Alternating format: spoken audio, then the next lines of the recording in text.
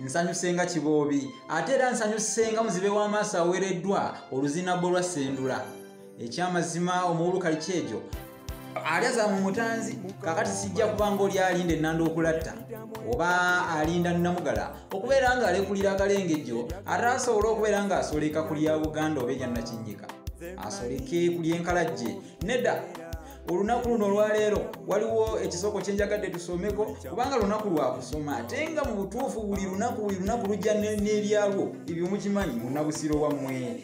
Iye nga sinnasomesa muli bulungi mbabuuzaako bannange muli mutya mikwano gyange mwenna gye muli okwetooloola ensi eno.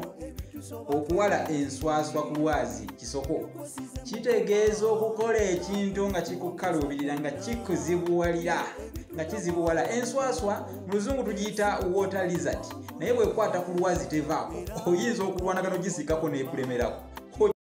Likey